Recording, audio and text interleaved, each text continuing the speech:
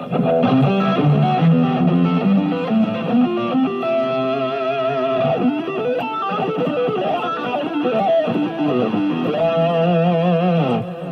Larry Mitchell here. Just want to remind you to watch my friend Dave on NEZ SEZ on YouTube at Thursday nights, 7 o'clock, maybe Thursday night, 8 o'clock. Catch NEZ SEZ with Dave and Todd.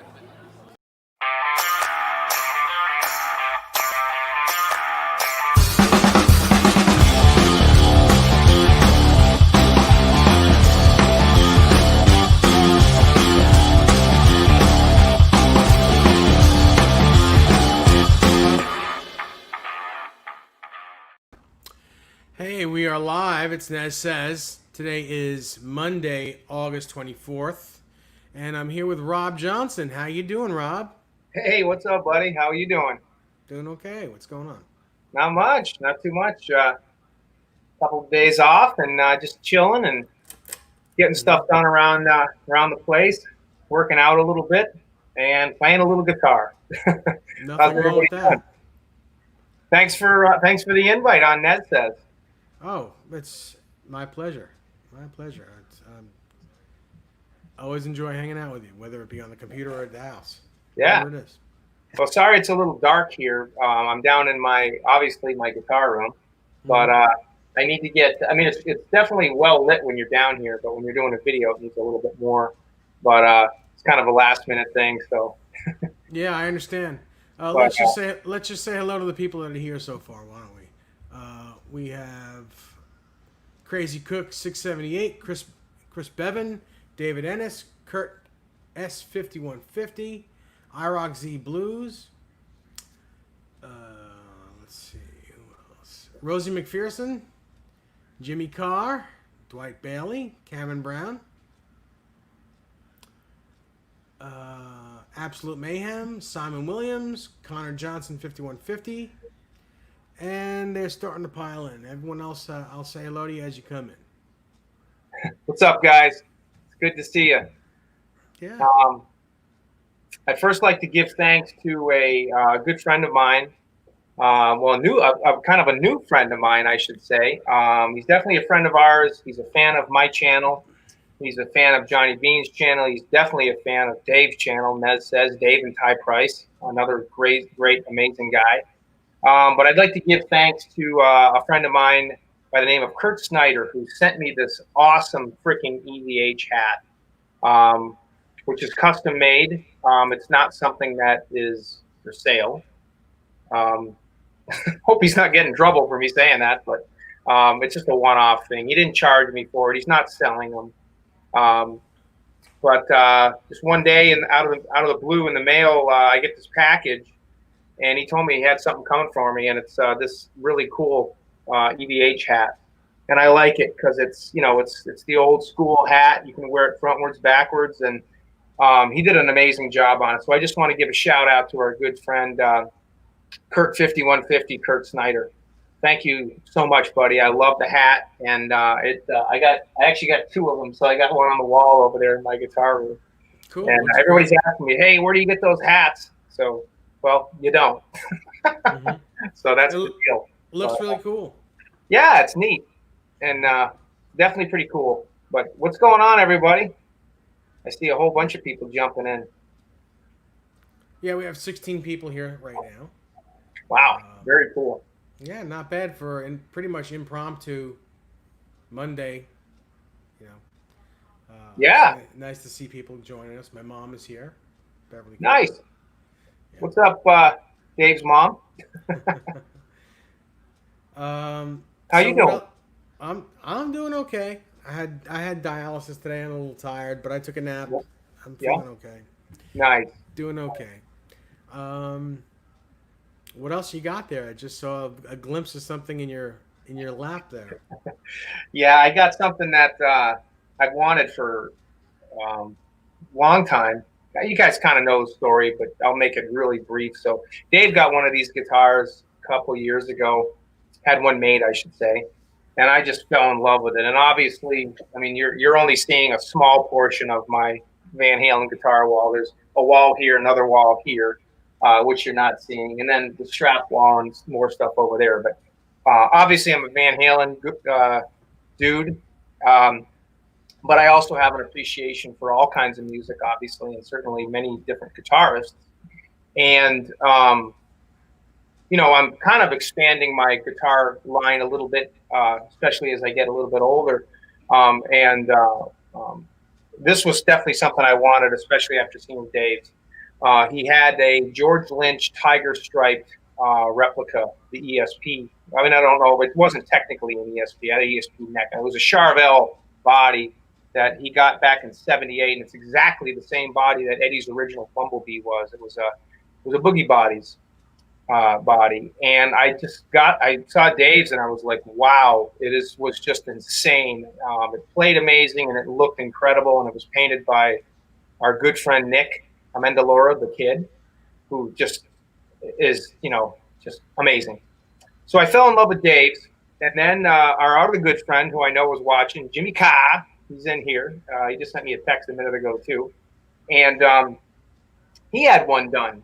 And now I was like, all right, now I got to have one. So it was definitely on the list, and I finally got around to doing it. So our good friend Chris Locke from Locke Custom Guitars, I did the body. It's a maple body, which I'll show you in a second. And I asked Dave what I should do for a pickup because I wanted it to be, like his. And he said, obviously, we're going to go with, Sean Christopher from Pariah Pickups because he's just a great guy. And he makes incredible stuff, and he charges phenomenal money. And so I went with Pariah, and I ended up getting the Pasadena Black double white pickup for this thing, which I'm going to ask Dave in a minute exactly what pickup that replicates, and he'll answer that in a second. But so I did that, and then I kind of went back and forth with what kind of neck I should use. And the reason I'm holding off showing the guitar is because I'm just trying to set things up here a little bit. Most of you guys know what it is, but I really liked the neck that Dave and Jimmy Carr and now Chad Wall, our other good friend Chad Wall, have, which was Dave's guitar, had on there, the ESP neck with a painted headstock. I like that. It's actually not an ESP. It's a Philip Kubicki neck. It had an ESP decal on it. Okay. It's not an ESP. I really liked that neck. And it, for some weird reason, I didn't want to go that route with that headstock. I don't know why. I don't really have a specific reason, but I kind of was toggling back and forth between a Kramer Classic headstock and original beak neck, because I just love those necks. And as far as we know, this particular guitar very well could have had a Kramer neck on it at some point over the years. We don't know. It did have a Kramer neck, but it was a hockey stick. Yeah.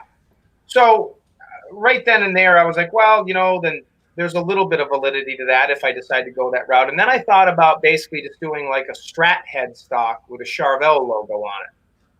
And I kind of went back and forth, and our good friend Chad Wall purchased a guitar, an original '83 Kramer that he had replicated into Eddie's Diver Down white and black striped guitar that we just found out about a very few months back.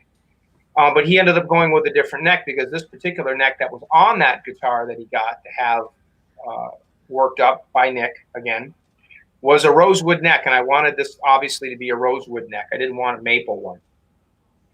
So I said, that's it. That's what I'm going to do. And so it was kind of a really neat marriage between an original '83 Kramer Pacer Classic neck with one of, Chris Locke's bodies. And basically, this is kind of what you get. And I really like it.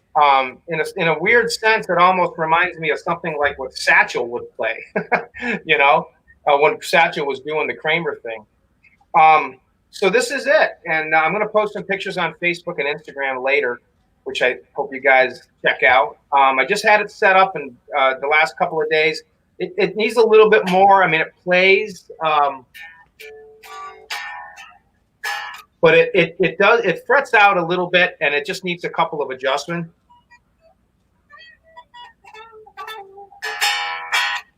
It does play, and it's great. It's obviously a floating Floyd, because I wanted to be able to do that that, I don't know if you can hear that, but that kind of fluttery stuff with the bar. I did not want it to be set up like a Van Halen guitar.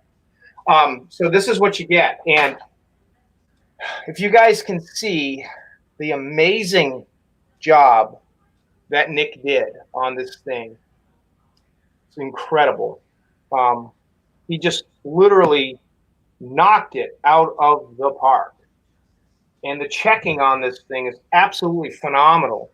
And I was actually talking to Nick the other day, and he was telling me that this is like the 9th or 10th one he's done. And he said he really is very comfortable with how they're coming out now. I mean, not that the ones he's done in the past aren't good, but he said he's thinks he's almost perfected the technique to do this. And you can tell it's, kind of orangish on the top and almost yellowed and worn on the side. And if you watch, I'm sure most of you guys know the deal on this guitar. I mean, he even got the sticker and everything, with the holes in the cavity and everything, right? I mean, he really knocked it out of the park on this one. And I love this neck. I really, really, really like this neck, and it is an original, which is one of the things I actually filled. They had a couple holes here for some little string trees, and I actually obviously didn't need them, so I filled them, doweled them. You can kind of see it, but you really, then again, you can't because the strings are there. But yeah, it came out great. Original Floyd Rose floating. I just pretty much set it up myself. You can tell I got the bridges way off the body, so you can certainly pull up on it, which is what I wanted on this particular guitar. And I got a really nice low action. I just think it needs, I think a couple of the frets need to be dressed a little bit or maybe pounded down a little bit because it is an old original Kramer neck, but it is in really good shape.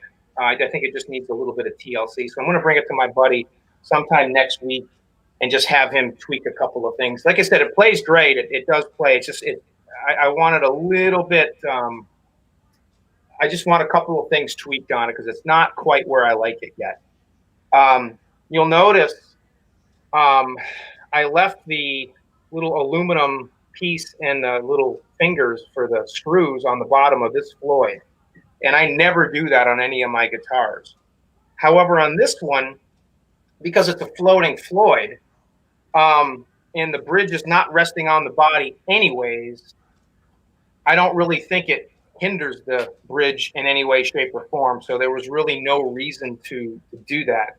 Eddie's theory was, with the actual Floyd bass resting on the body, and he didn't even do that on a lot of his guitars. The Whale Tails never had them, so they did. But the theory is obviously everything being connected, you get better resonance. You guys know the drill on that. So my thinking was, and this came right from Adam Reber, he basically calls those pieces on Floyd's tone robbers because they're basically useless unless you need them for a height adjustment. Sometimes you can't take them off because, as Dave will tell you, it doesn't, your height is not right. It's almost too low sometimes, and it can buzz out, and the Floyd doesn't work the way it should. But if you can take them off and you want to have it set up like Eddie's where the Floyd rests on the body, I highly recommend it if you can do that.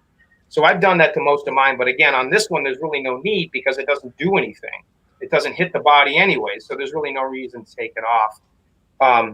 So I left it because it's a floater. And this is it. And this is my Tiger Lynch guitar. And I can honestly give Mr. Nesdahl and Mr. Carr and Chad Wall, all those guys, I can give them thanks for this because they're the guys that got the initial ones from our little crew. And I was just like, wow, I got to have one of those. And I'm glad I have it. And hopefully this is one that's going to stay in the collection. Nick just did an amazing job on this guitar. So, Dave, would you explain real quick what the actual Pasadena Black pickup that Sean Christopher makes replicates? It's a JB. Okay. Yeah. So basically, it's the same pickup that's in the 5150. Yeah. Yeah. Pretty much. Cool. It sounds great in a maple neck. I mean, in a maple body. Right. It did in mine. I don't know. I'm sure it sounds great in yours as well, but I know it did in mine. Yeah. I did That plug guitar in is for a very little hard for me to give to Chad. Very hard. I thought Yeah. about it and thought about it, and he wound up getting it. But yeah, it was a very hard guitar for me to get rid of. Yeah. Well, I did plug it in, and I did play it for a little bit before we went live. And yeah, I mean, the thing it screams. It sounds mean. It really does. But it's not too dirty. It like Dave has always said, a JB and a 59 are very similar, but the JB just seems a little bit warmer, maybe a little hotter, maybe, I guess. Some people can't even tell, but it's very smooth, and this one is too. And this is a maple body. That's got to be a heavy guitar. What? Yeah, 10 and it pounds, is. 10 pounds? Yeah, this thing's wicked heavy. Mm-hmm. Yeah. So yeah, this is it. This is one of the new guitars. So yeah, and the next one that's coming will be the Dragon Snake, and that's still in progress. I talked to Jeff Rich a couple of weeks ago, and he's still moving forward with it. So hopefully that'll be here sometime. Hopefully mid to late fall. We'll see. We'll see. But yeah, so this is the new recruit for the fleet. Sounds good. Use it in good health, bro. Absolutely. When I come down to see you again, I'll bring it down. I mean, not that you haven't seen one, but I'll let you check this one out. Sure. Dave always is great. I always love bringing my guitars down to Dave because he knows how to set a guitar up probably better than anybody that I've seen. I mean, Dave's not necessarily a professional luthier per se, but he does know what he's doing when it comes to setting guitars up, and he's really, really, really good at it. And the fact that we both like the same type of action on our guitars is huge for me, because some people love a high action, and I don't. I prefer a very low action. Mm-hmm. Yeah, me too. Yeah, me too. Yeah. So would you talk for a minute about that guitar, which I know you've had, but it's now got Stevie Ray Vaughan stickers on it? Because I just saw that the other day, and I was like, whoa. That's cool. I can't get to it at the moment, so I can't show it. But, when I had it built, I wanted a cross between Stevie Ray Vaughan, and Jimi Hendrix. And the fact that it's got it's a three-tone sunburst guitar that's beat up with a black pickguard and white pickups and a rosewood neck and some other things. That's the Stevie Ray Vaughan part. The Steve Vai part is the hum single hum with the gem wiring. Right. And the Hendrix part is that I wanted the top burnt, which is what he did. He burnt the top. Right. And I was thinking to myself the other day. I was like, well, I guess it was last week, and I said, in that black area under the pickups is just a little. It's just too blank for me. I was thinking, I was watching some Stevie Ray Vaughan videos, and I was like, man, that's a great idea, but I don't think I want the SRV on there. I think I want my initials on there, which is DAN. Yeah. So I looked on eBay, and there's a couple guys on it that make the SRV stickers, but you can also you can replace that with your initials. Right. And that's what I did, or at least that's what I thought I did. So I ordered 4 sets. I ordered 2 sets of SRVs, and just in case I wanted the SRV, and I ordered 2 sets of my initials. And the way you do that is you contact seller, and in the message part, you tell them what your initials are, and they supposedly send it to you. Yeah. Well, when I got it on Saturday, it had four copies of the SRV and none of my stickers. And when I contacted him, he swore up and down that I didn't ask for mine, and I know I did because I'm the one who typed it. So, but and that's why you got it. yeah. But I figured, well, you know what? It's a tribute. It's not a replica. Right. It doesn't even look like Stevie Ray's guitar, other than the colors. It's not relic the same way. Right. So I figured, you know what? It'd be cool to have his stickers on there because I'm not making a replica. It's just a tribute. So his initials are on it, and that's it. Like you said a second ago, though, Dave, I mean, it's not necessarily, a replica. It's a tribute, like a lot of the EVH guitars, the striped guitars that they do. They're tribute guitars. But the one thing I will say about it, based off of the pictures that I saw the other day online, I was like, wow. It's like, I mean, you look at it right off the bat and you're like, damn, Stevie Ray Vaughan, obviously because, you know, the S, you know, RV, but at the same time, even though the relicking isn't exactly the same, like you said a second ago, the color and the way that it's relic, the kind of technique does look very much like his. So I think it's a very nice blend. And I think it's perfect for a tribute guitar. I really think it is. I think it's awesome. Thank you. And it's different enough because it has humbuckers in it. Right. It's different sounding. Yeah, the tremolo isn't lefty like it is on Stevie Ray Vaughan. It's normal. Right. There's a lot of things that are different on it. So it's got a kill switch. Stevie's guitar didn't have a kill switch. Yeah. Right. So yeah. Everyone in the chat, just to let you know, I've got a brand new, pretty cool feature, the super chat. If you want to ask any questions, or you want to get them answered real fast, if you want to donate $1, $2, whatever you want to donate, I think you can donate up to from 99 cents to hundreds of dollars, whatever you like. All you have to do is where you are in the chat, where you type just under that is a $sign. Click on that and send money away if you like. And we'll read your questions and your statements, and no matter how funny they may be or whatever it is, if you have something to say, I'll make sure that we read it right away. And we have 24 people watching right now. Nice. Yeah, not bad. Hey, David Ennis, what's happening? Hey, Dave. R2R3, Dwight Bailey. Yeah, how you guys been? I know I've done a couple of Johnny shows in the last few weeks. I haven't done one in probably over a week or so, but Johnny actually and I were talking the other day. Might do another one of his shows here pretty soon. And I do, now that I've started my new job, and I'm right in the thick of it, so to speak. For better or for worse, I'm off and running on it. The academy's over and everything, and my life I'm starting to get a level of normalcy back to it as far as, my days off. I'm on kind of a rotating schedule. I work a 4 on and 2 off, which takes a little bit of getting used to. And I'm on a second shift. I work a 3 to 11. So I get home about 11:30 at night, and which is, a little different than, I've done that for years. I did that years ago when I was younger, also the overnights.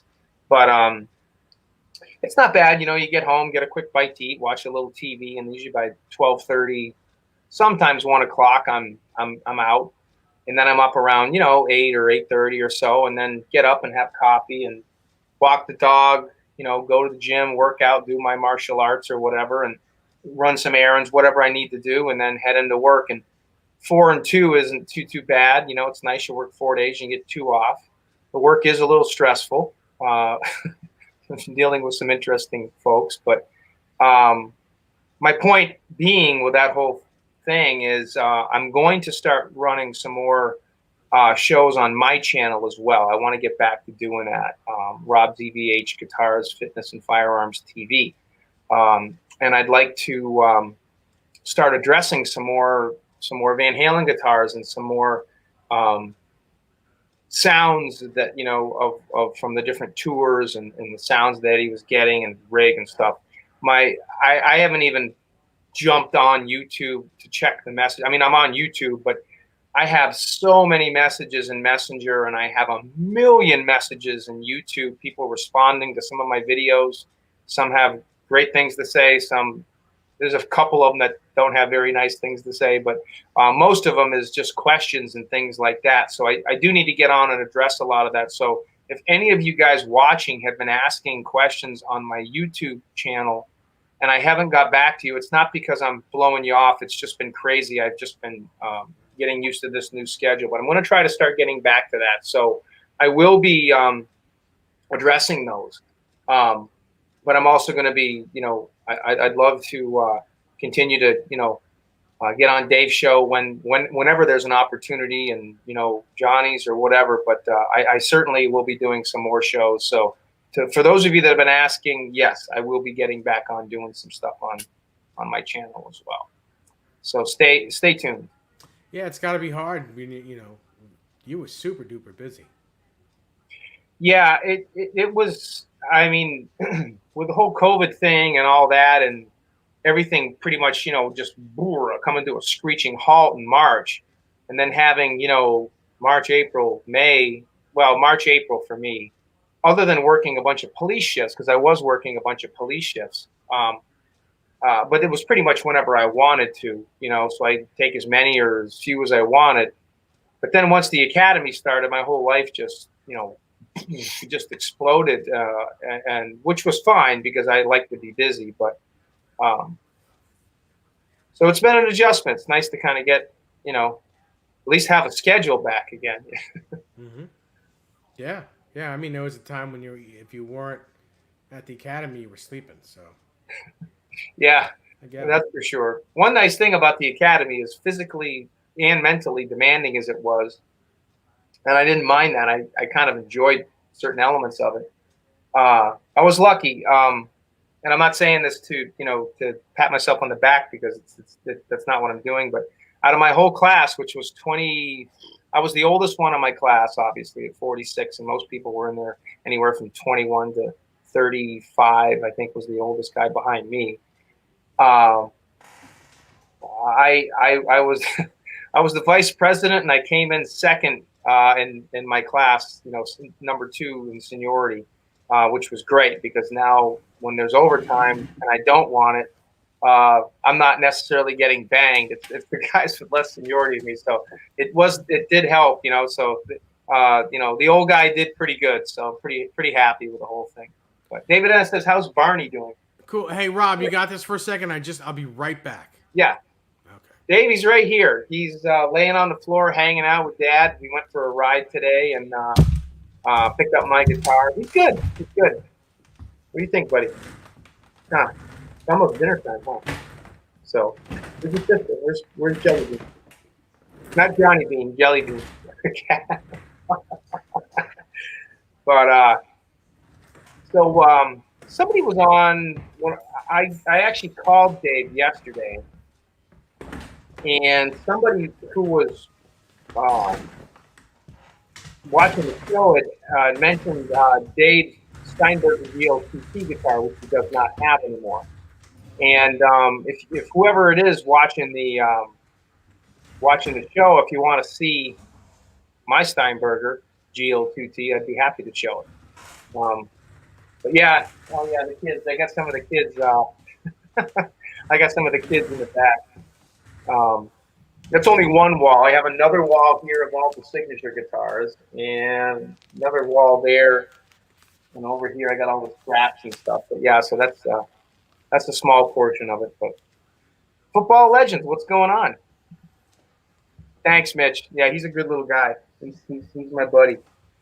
First little dog I've ever had in my life, but there's a story that goes behind that one. But, oh boy, yeah, I know it. Yeah, Dave knows it very well. Why does it always have something to do with a girl, Dave? I don't mean me. I mean, like, why does every hardship in life always have a woman involved? And ladies, I'm not slamming you. If there are any ladies watching, I don't mean that in a derogatory way to women. I just mean as far as us guys are concerned, a lot of hardships we have in our lives, whether it's our fault or not, always seem to hinge around a woman. At least in my life, they do. So Kurt S5150 says, "Do you notice a tone difference with the Floyd floating versus sitting on the body?" Great question. Great question. My initial answer would be there probably is a difference to a certain extent, just because you're going to get a different level of resonance and sustain. But I have not had a chance to really play this thing yet. Like I said, I literally just finished setting it up 10 minutes before we went live, and I'm like, all right, I got to get the computer ready, and it's still not where I want it. But when I plugged in, and I haven't played it through my big rig, or I should say my my wet dry wet rig, my mini one. I haven't played through that, but I did play through my Yamaha THR 10X, and it sounded freaking killer. But again, this is a heavy maple body, and I'm playing. I got 9s on this thing just because it's a Floyd, and while the Floyd is floating, I would imagine there would be a little bit of a difference as far as resonance and maybe sustain, but I certainly couldn't pick up anything today with it. I mean, I didn't notice anything, but it's going to take a little bit of time to kind of, play with it and jam on it before. I mean, it does. I mean, even though it's not set up exactly how I want it, it does ring out. I'm very happy with. I'm very happy with how it feels and how it plays. Like I said, I just need a couple of adjustments. But again, I think any guitar that has the bridge connected to the body is probably going to not necessarily sound better, but I think maybe sound a little different, and you may notice a little bit of difference in sustain. Again, a lot of it's going to, and Dave can jump in here and piggyback on this response and either agree or disagree or whatever, but a lot of it's going to have to do with how your amp is set up. A lot of it's going to have to do with what kind of wood you're playing through on the body. A lot of it's going to have to do, is it a cheap Floyd where it's made of aluminum or a cast, offshoot, or is it a real genuine Floyd? What kind of pickup are you playing through? Is it a hotter pick? I mean, there's so many different variables that go into it. But at the end of the day, yes, you're probably going to get a little more sustain. I mean, it's no different than taking an electric guitar, put it on a coffee table, just rest the body on a coffee table and strum a chord. And you're going to hear a more bassy sound because that sound is going to resonate into the wood of the coffee table. So, I mean, it's obvious that Eddie was on to something when he said everything connected. I don't know.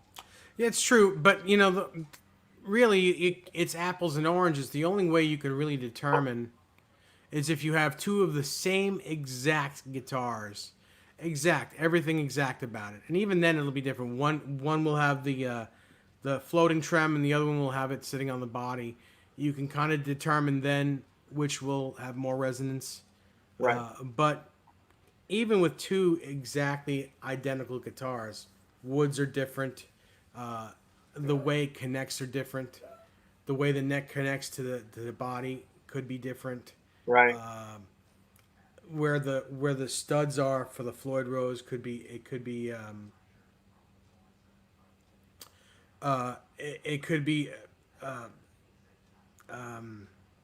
maybe they could be in a softer piece of wood on one body and a stronger piece of wood in another body. There's a lot to be determined. Right. Yeah, and exactly. And then like what Dave said, there's just so many different variables. It's not just a one or the other. I mean, as a matter of fact, a lot of people, I would say 90% of the 80s classic rockers, guitarists had floating tremolos. Eddie was one of the only ones, if not the only one, I think, back in those days. Wasn't that true, Dave, that did that? Had one of the only ones, yeah. Yeah. I mean, how's my sound now, guys? Is it better now? Yeah, you're a little louder. I hear you. Oh, I just moved my microphone closer. But yeah, I mean, Kurt, believe it or not, it does ring out. I mean, I know it's hard to tell, but acoustically, I've always been one of those. Dave and I have always had this discussion too over the years, and we've always agreed that you don't necessarily even have to be an amazing guitarist. Because I'm a perfect example. I'm not an amazing guitarist. I'm okay. I'm decent, but I'm not an incredible guitarist like a lot of you guys out there. But at the same time, one thing I will give myself credit for is I know what a good guitar plays like and a good guitar feels like.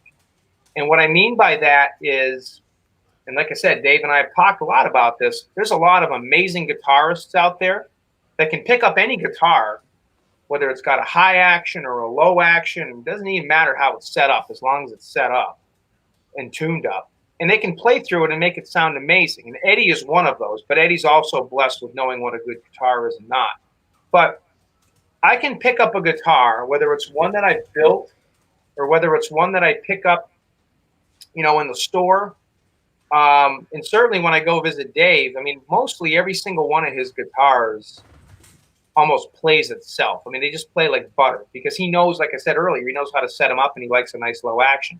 But every once in a while, you get a guitar that you just pick up and you're just like, wow, that is just insane. It just feels like you hit a chord and it just rings. And for me, well, I mean, I have a few of them, but for me, one of those guitars is this one. It's my Music Man. It's an EX, and Dave's played this, and Dave will agree. When the first time I gave this to Dave and let him play it, he was like, wow, that's a special one.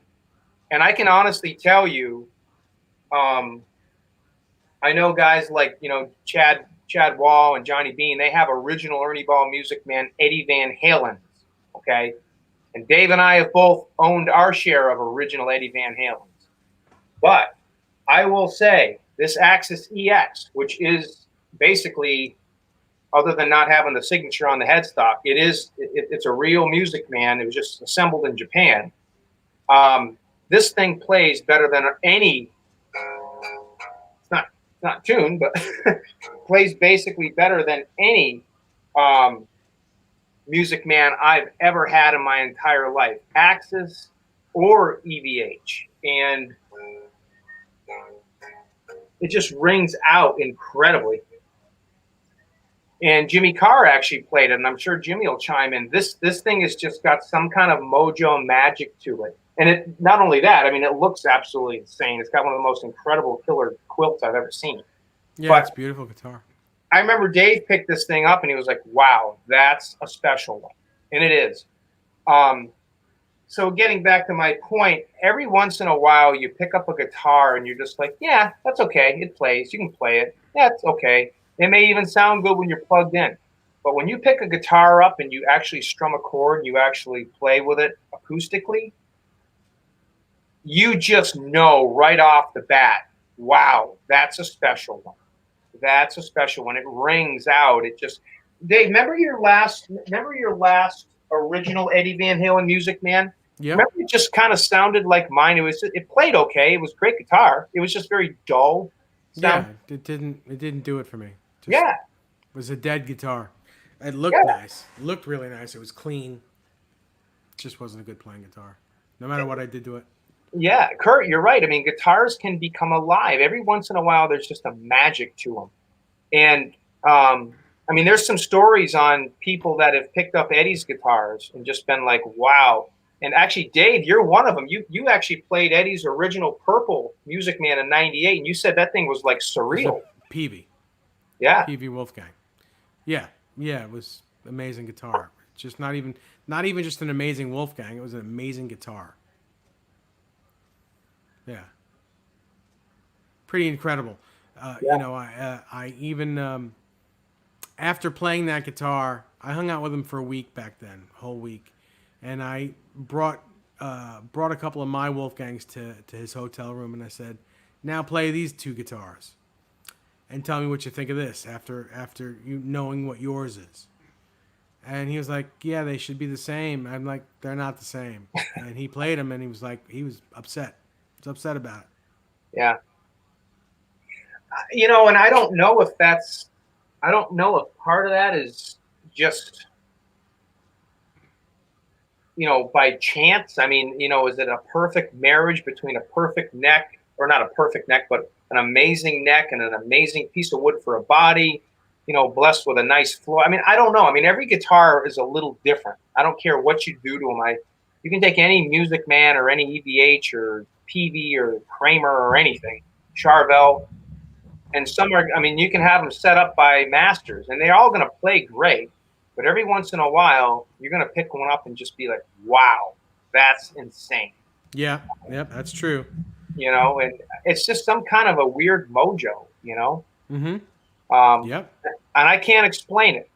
But the last thing I was saying is, you know, me not being an incredible guitarist or being, you know, amazingly talented. I mean, like I said, yeah, I can play, but one thing I do have is I do have the ability to pick up a guitar and go, that's a special one. And not everybody has that.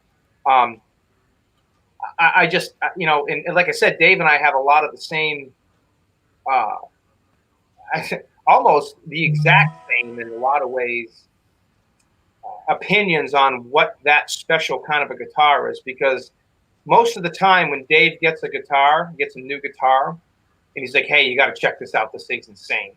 I'll play it, like those Charvels, those newer Charvels he's got, and I'm like, "Damn, they're, you know, the red one or the rose-colored red one you have is just incredible." They all three of them are. They are. They all. And now that I got the Koa one worked up, also amazing. Yeah. I mean, and obviously a lot of it has to do with, you know, how talented of a person are you in setting them up. Um, but I mean, there's, like I said, everything's got different variables to it. But you know, it is what it is. Mm-hmm. But, yeah. But this, you know, as far as this this new Tiger guitar, the Lynch guitar, yeah, I mean, as soon as I strum the chord, I'm like, yeah, this definitely has the potential to be a great playing guitar, and it does ring out and it sounds very nice. So I think once I get a couple of those final tweaks done on it, it's probably going to be, you know, it's going to be a real special one. My 5150 is another one of those ones that just plays, you know, just lucked out. And I'm lucky because that's actually my all-time favorite guitar, not just the one that I own, but of, you know, of Eddie's guitar, of any guitar. I mean, it's the 5150 Kramer is the reason I started playing guitar. Yeah. iRock Z Blues says, Rob Johnson or Dave Nesdahl, do either of you have an EVH with a hardtail? Now, forgive me for sounding like I'm going to say it like an asshole, because this is not an asshole thing. I don't mean it to sound that way. But why on earth would you buy an EVH guitar and not buy it with a Floyd? I don't get that. I don't understand that. But I have played them before. They're cool as guitars. But if you're an EVH fan and you buy an EVH guitar, for God's sakes, you need to get a Floyd on it. Agreed. I don't have one. I've actually never owned one. I got Dave. I've played them, and they're great. An Eddie Van Halen guitar, to me, is a guitar that has a Floyd or a Steinberger Trans Trem or a Drop to Hell tuner. It's got to be one of those. Unless you're playing the Destroyer. If you're playing the Destroyer or certain other things. I mean, Eddie used the Les Paul in the early days. Yeah. I have one of those. A pretty damn good one. Yeah. But yeah, I'm not going to buy an EVH guitar without a Floyd on it. That's like buying a Ferrari without an engine in it. Actually, iRock Z Blues, depending on how you define EVH, if you're talking about like Dave said, if you're talking about the actual EVH brand, no. But if you're talking about an EVH guitar, yeah, my which used to be Dave's, my Shark guitar, what else? My little guitar replica. What else? Well, I mean, I wouldn't really classify my Strat or my Les Paul or, you know, my Telecaster as EVH guitars, but I do have guitars that have hardtails, and I do enjoy playing them. But as Dave said, I wouldn't go buy an EVH version of one of those. Yeah, I mean, I have 1, 2, 3, 4, 5, 6, 7 guitars right in front of me. They're not EVH guitars, but they're all hardtail. No trems. I don't need an EVH guitar to do that. Yeah. Although, like I said, as a guitar, it's a great guitar. Right. But if you're buying an EVH guitar, just get the Floyd. Doesn't matter. The tremolo is sitting against the body anyway. It reacts just like a hardtail. Right. And when you break a string, it ain't going out of tune, just like a hardtail. So, Dave, I mean, other than the spring cavity in the back, of course, that's the main difference. But it really isn't. When you're going 90, it's not that big a difference. yeah. So you about to ask me something? I was actually going to ask you, who was it yesterday that was asking about the Steinberger guitar? I don't know. Just someone that was on here. I don't remember his name. All right. Someone.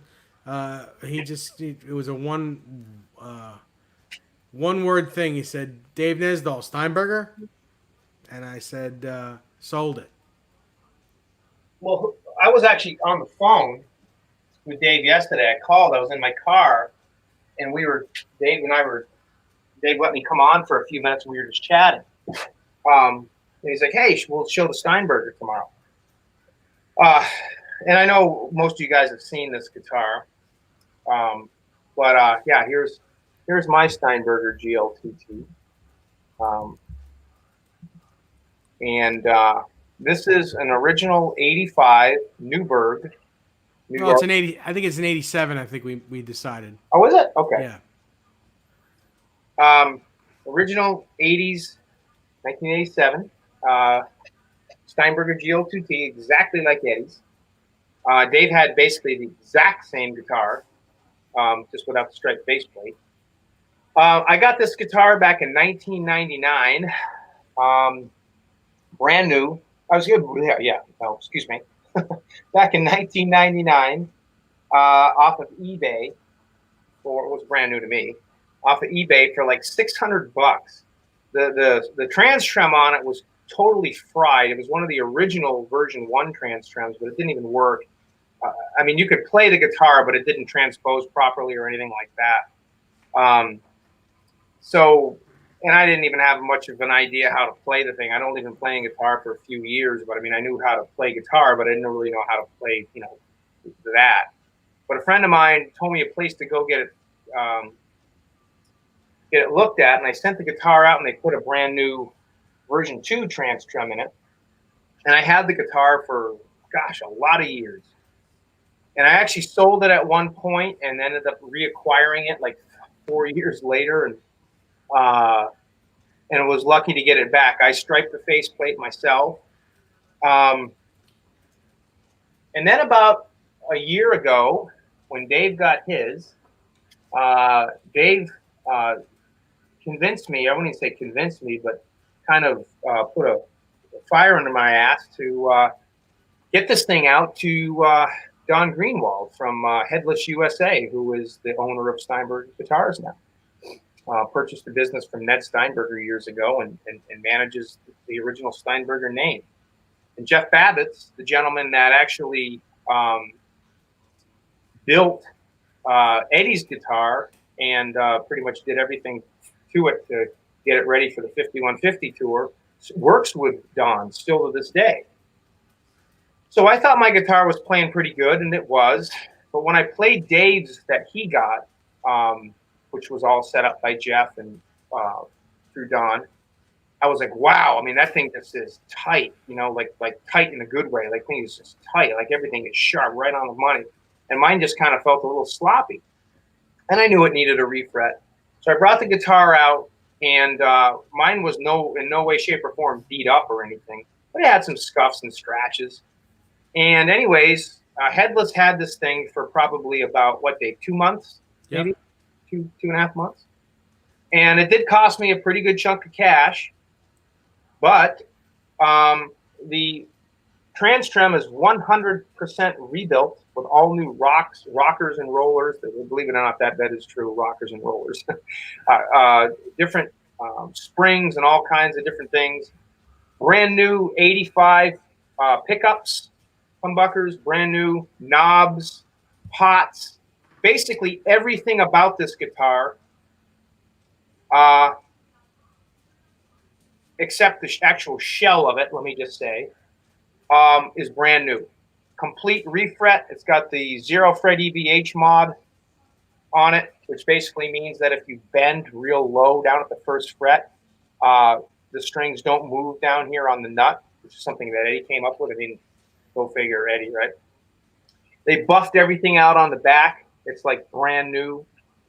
Everything on the neck. I mean, it's basically looks like a brand new guitar. They buffed the faceplate, so it's shiny. It looks, I mean, you can tell. I mean, it looks like a brand new guitar. So essentially, this Steinberger GL2T guitar that I'm holding right now is a brand new guitar, and it's 100% original to what it was when it was made back in the 80s.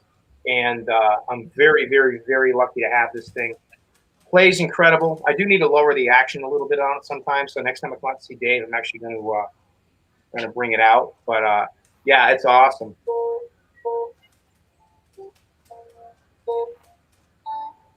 As you can tell, summer nights.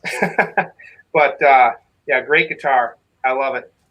And if you get on my Instagram channel, back a couple months ago, I'm actually playing it. I played a little Summer Nights riff on it. But yeah, very fun guitar, very cool guitar.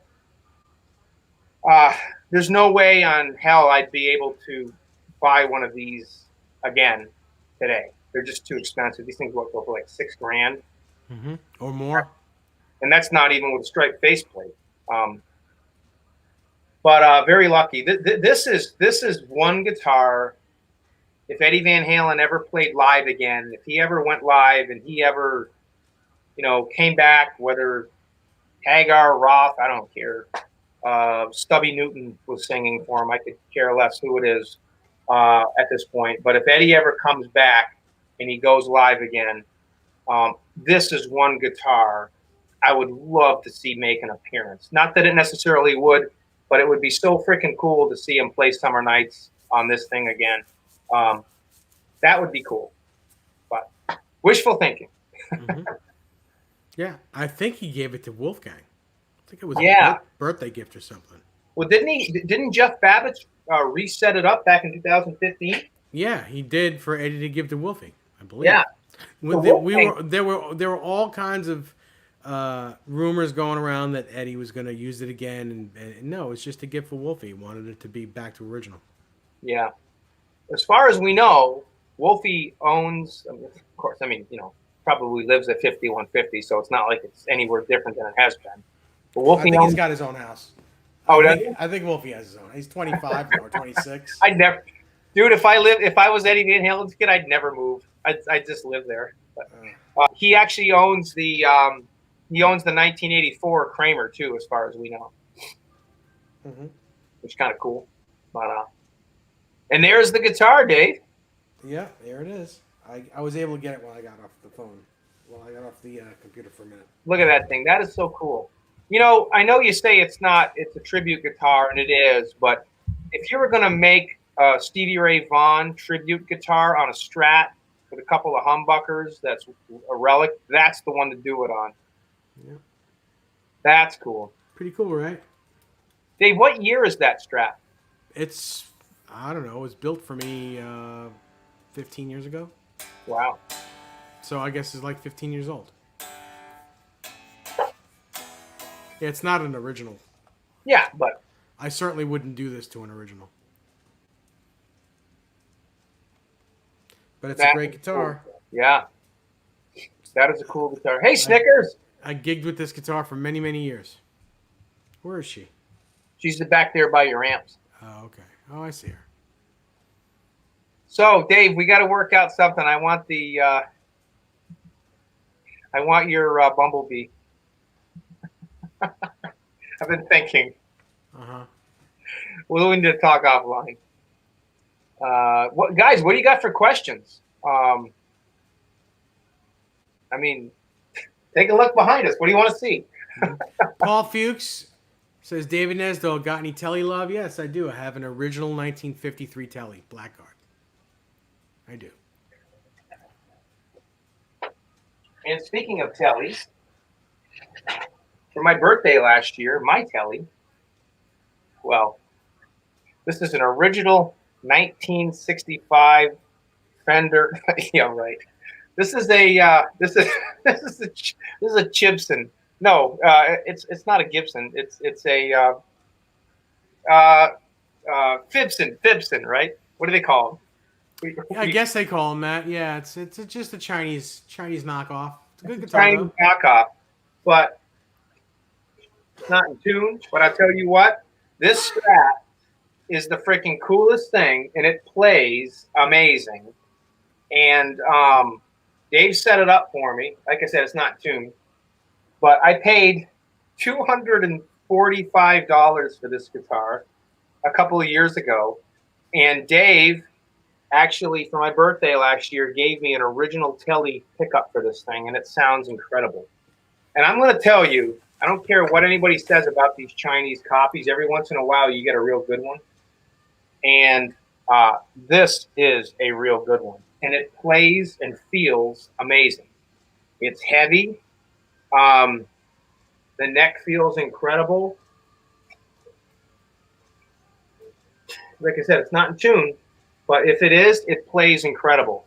I got lucky on this thing. And thank you to Dave Nesdahl for the pickup. You're welcome. Kurt S5150 asks, "What do I think about Squire Telly?" Well, I guess it would depend on which one it is, but they're beginners guitars, and that being said, you can find a real good one, you can find some bad ones. I mean, each guitar is different. Some guitars, it depends on what day it was built. If it was built on a Monday or Friday, I'd probably want to stay away from it. But if it's built on a Tuesday, Wednesday, or Thursday, when people are like, all right, Tuesday, the weekend's already gone, the first day back to work is already done, people are on a roll. Wednesday, people are like, people are building guitars and doing good. Thursday still, but then Friday comes and it's like 4 o'clock, they start drinking their wine. It's those guitars are not that great. But like I said, you can find good ones, you can find real bad ones.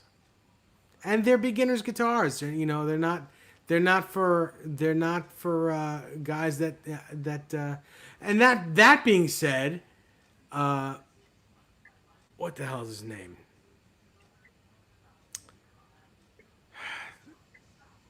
His name escapes me right now.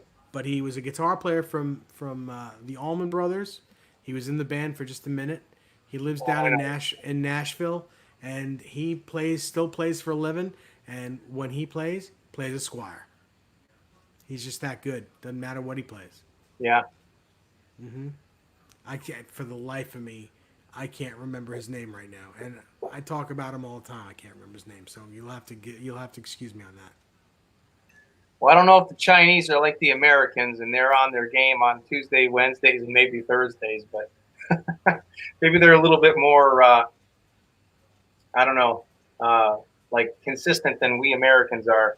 But if they're not, then this definitely is one that was built on a Tuesday or a Wednesday. Well, I mean, it's a nice guitar. I actually played that guitar, and it's good. And my Gibson, my Les Paul one that's exactly the same thing. I lucked out on those two. I mean, that thing is incredible. Paul Fuchs asked if there are hardtail Wolfgangs. You can find them. I don't think EVH is making any in the past couple years, but you can find them used. Yes.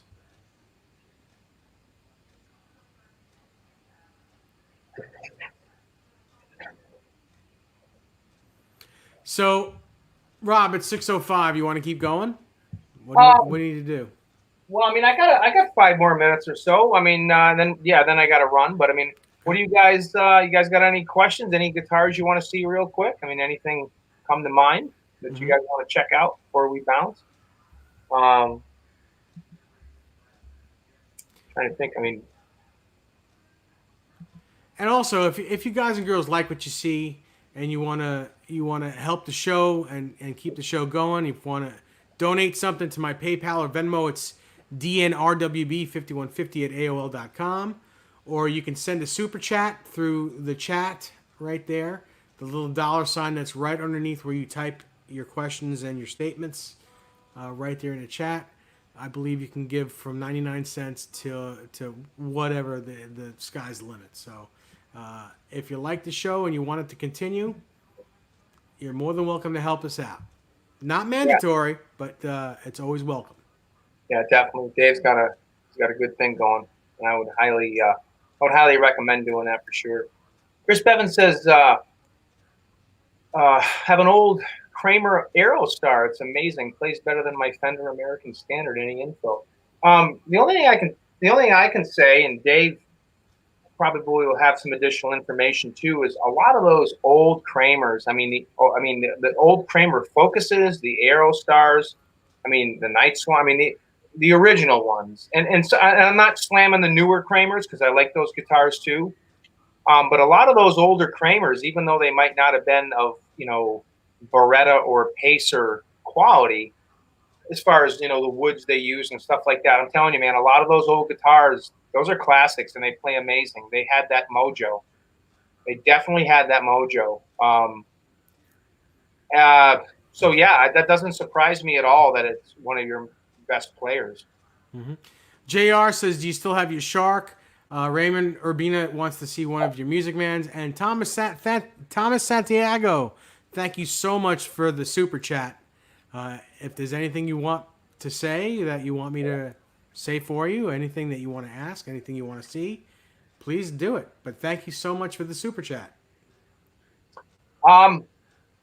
Raymond, I'll show you my purple one here in a second. But if you go back just a little bit, I actually showed my amber Music Man, and I talked a little bit about that. So if you scroll back, or if you jumped in halfway through the show, go back and watch the entire show, and you'll also see my amber one. But yeah, I'll show you my purple one here in a second.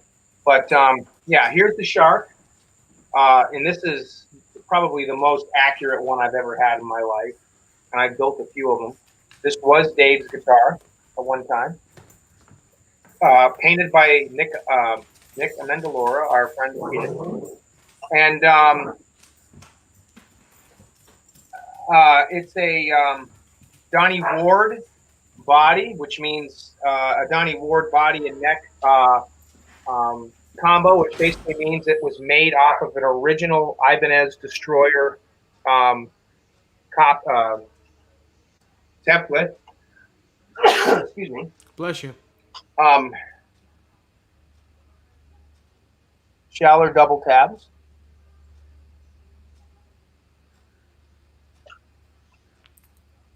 Dave knows what I'm talking about when I said that. Yeah, cool guitar, man. But yeah, the great guitar, awesome guitar. Probably not in tune. No, it's not, but it plays amazing. The action is nice and low. And I haven't played this guitar in a while, but yeah, this is probably about as accurate as you're ever going to get for what Eddie's is. And again, the EVH version is amazing. I love those. I played them at NAMM, the last NAMM, or was it before the, 2 NAMMs ago. I played them when I was out there, and I love them. But somebody asked me a question the other day. I think it was Les Paul Gibson, our friend Les Paul Gibson, asked me, Rob, did you get one of the new Frankenstein EVHs? And I said no. And be very careful how I say this, because obviously I have a lot of EVH guitars. I have Music Mans, I have PV Wolfgangs, I have EVHs, and I do have a couple of Stripe guitars. But what I will say is this: my passion in the Van Halen guitar realm, so to speak, is the replica guitar. And given that most of the guitars that have been built, the Stripe series guitars, they're great guitars. I'm not slamming them, but they're tribute guitars. They're not made exactly to the specs that Eddie's were back in the 80s, 70s, and 80s. That's my passion, is replicating those. And you can come a lot closer to what Eddie actually had if you go with companies like Musicraft, Chris Locke, Butala, who am I missing, Dave? Well, it's not just getting the neck and body, it's also getting someone that's reputable to replicate the guitar. Exactly. Because you can buy a neck and body, and it's not going to be the guitar unless you get someone with a keen eye that knows, that's an artist that can paint and relic the guitar for you, and if you can't do it yourself. Right. That's going to actually do it for you to begin with. And, make it look like the guitar. Plus, it also has to play like a guitar. It can't just be a piece of art. It has to be a perfectly playing piece of art. Right. to be a good replica. Yeah, Because and if it's just going to hang on your wall, you're paying a lot of money for something to just hang on your wall. If it's playable, and you're getting someone to build it, but it still doesn't look like the real deal, then you overpaid. so in a nutshell, what Dave just said is 120% accurate. For me, when I started building these things and painting them myself, and I still paint my own guitars, the last ones I did was my 918V and my Ripley Strike 50 Kramer and a couple of others. I still paint these things, but I started painting these things back in '96, and it's for me. It was always trying to get a little better, a little better, a little better, a little better. When I say better, I mean more accurate. Like Dave said, having a keen eye. And back when I started doing these things and painting these guitars, internet had just started coming out, and we didn't have all the photos That's that are right. out. We didn't have good pictures of all those original guitars, so we couldn't make perfect replicas Right. back then. I have magazines that, that's what we used back then, is magazines. And yeah, we got lucky sometimes, but Scott Smith and I, we have this conversation all the time. Guys like Nick Mendelora, Chris Hubbard, Jeff Rich, and there's a few other guys out there. As far as the painting people, I've handed the torch to those guys. I mean, I'll do my own guitars, and I still paint my own guitars. If it's something that I can, that's not a major ordeal for me. But if it's something like a Frankenstrat or a 5150 or something that like I said, I'm always trying to get better. My replicas, I want them to be as exact as humanly possible to Eddie's.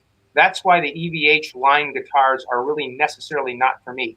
They're great guitars, but I like, as Dave said, I want them to look exactly or as close to exactly as they can to what Eddie's were, and I want them to play just as good. So we are blessed as Van Halen fans, as Van Halen guitarists, to have people like Chris and Nick that can do these things and make them look like this. And we're blessed to have people like Lock Custom Guitars, and Musicraft and Butala. We're so blessed to have companies like that, and there's more and more and more. And CHS Guitars, Craig.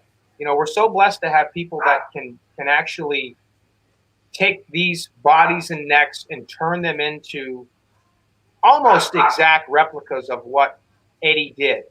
And we have the power of eBay.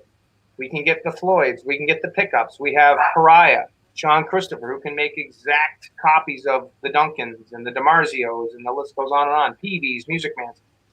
So my passion is making the Kramer, Frankensteinish, 80s, 70s Van Halen replica guitars as accurate as I can. And for those people that, want a Van Halen guitar, the Stripe Series guitars are great. But I like complete and total accuracy in my replicas, and that's why I go with custom building my stuff. Right. There are people that want the guitar, but first of all, they don't know the difference between getting an official one from EVH Gear and if they can get one from them for $1,000 or whatever it is, why would they want to pay $2,500 or more for someone to build one for them? Right. Those kind of people, they're not exactly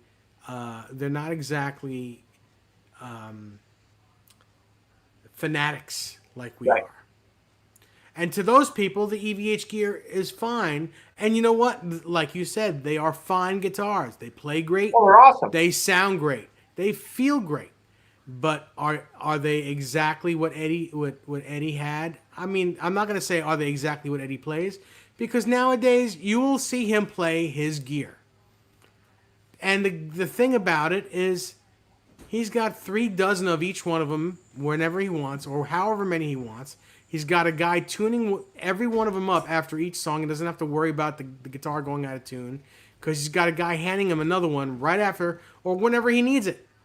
So it doesn't have to last. It doesn't have to last the whole set like his Frankenstein did. You never saw him changing that guitar. Never. You never saw him changing. The only time you saw him changing the 5150 guitar is when he needed the low A bass string, or he needed the Steinberger, or he broke a string. Exactly. Other than that, he used one guitar pretty much the whole show, a whole tour. Yeah. But nowadays, he changes guitars every other song. He does what he wants to do because he's got someone doing it for him. He's got a great company that'll build him guitars and as many as he wants. It's there's a lot to it, and they're great guitars. Don't get me wrong. Like I said, they're great guitars.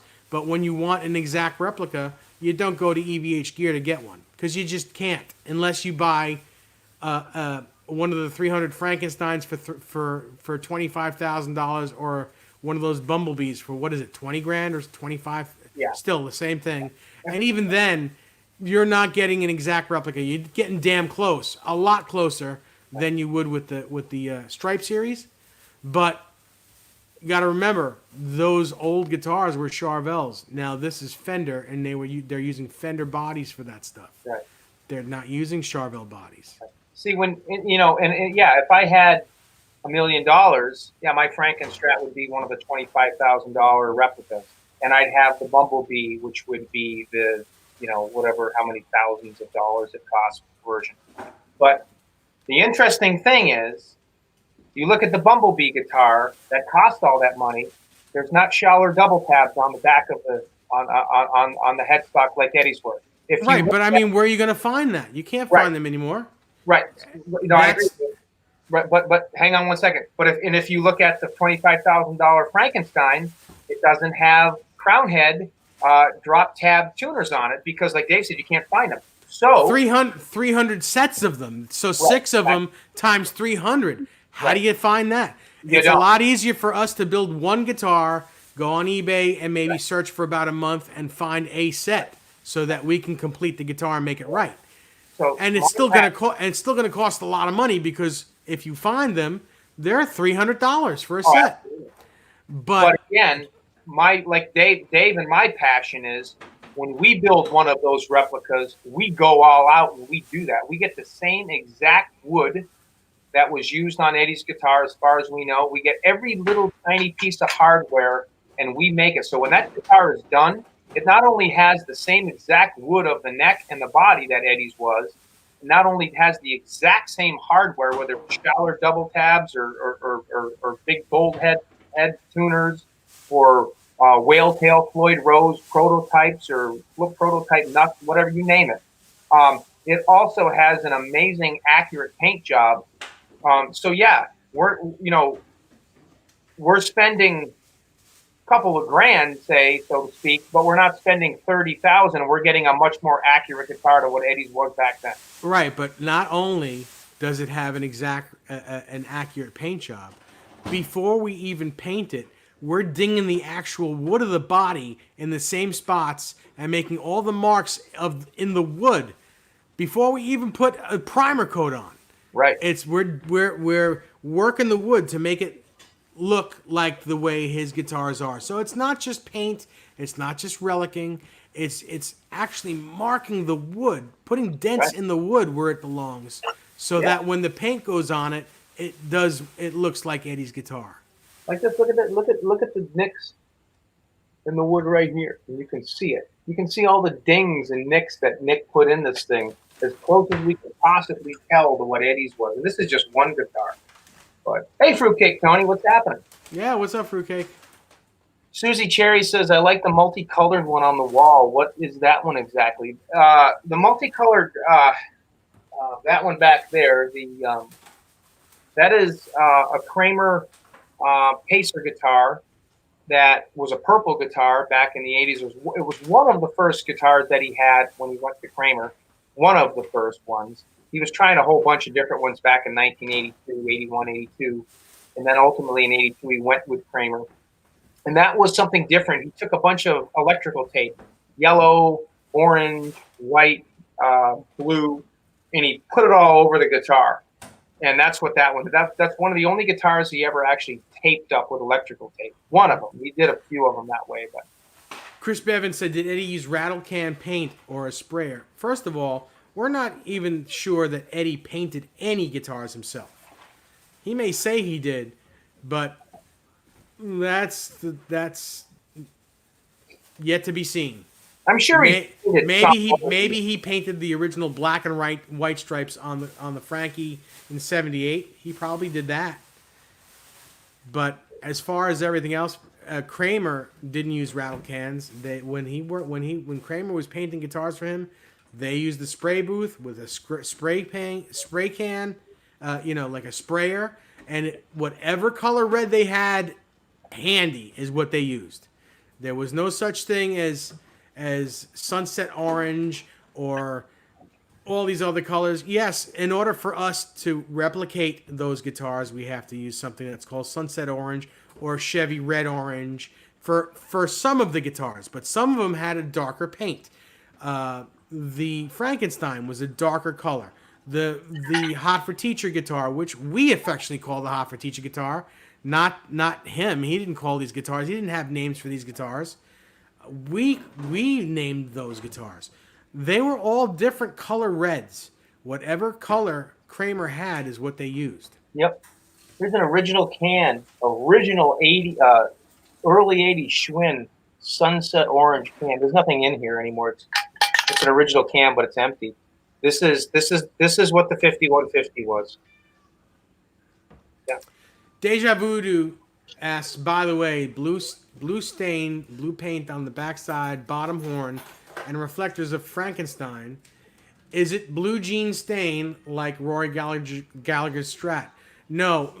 You know what? And this is what I was told. I don't know if this is true either.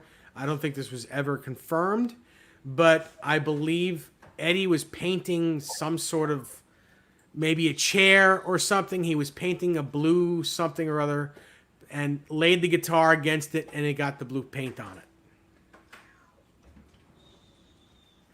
Why not? Why do it there? There you go.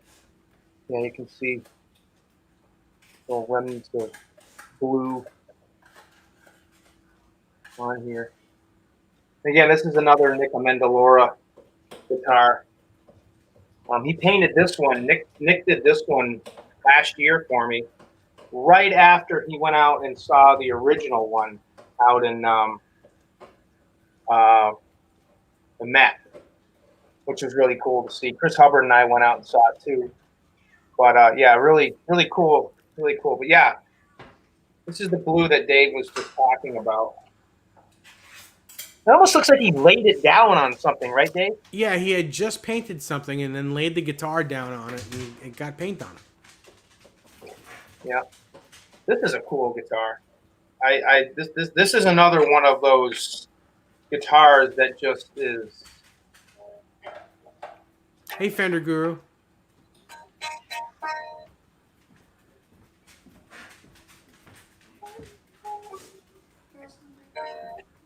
Definitely, has a little bit of that mojo too. Yeah. Yep. So I think we're gonna start wrapping this up a little bit. Yeah. Anyone have any last questions? If you want to see anything before we get off here, if you have any questions about anything, if you feel like sending any more super chats, just kidding. You do what you want, guys. Do what you want. I'm just having fun with it because it's new for me. So. Thank you so much, everyone, for showing up. Really appreciate it. Check us out tomorrow night. Me and Ty will have Brandon Paul on our at 8 o'clock Eastern Standard Time. I'm gonna check that out when I get home. It'll be a good show. And then Thursday night, check out my buddy. Will be on my buddy Rick Soga, who might very well be one of the biggest vintage Charvel owners in the United States. He'll show a couple guitars and he'll talk about some of his stuff. He'll be here Thursday. Right here on NEZ Says. Thanks, David, Rob. I really appreciate you joining me tonight or today. David, I'd like to say thank you very much for having me on. It was great. And I want to also thank everybody for jumping in and the questions. And, definitely if Dave wants to, Dave and Ty ever want to have me on sometime, we'll and you guys want to do like a tour of my guitars, we can certainly do that. But check out my channel too. I will be on that. But thank you everybody for jumping in, and thank you to my amazing friend Dave Nesdahl for having me on. I really appreciate it. It's always great to see you guys. Thank you, Rob. And by the way, I think we have you on a date somewhere. I have to. Yeah, look, we do. It's either September or October. You guys remember. have me on. Yeah, we're gonna have you on in the very near future. So. Yep. All right, everybody. Have a great Monday evening. We'll see you tomorrow night. Take care of yourselves. Rob, stay right there for a second. Yep.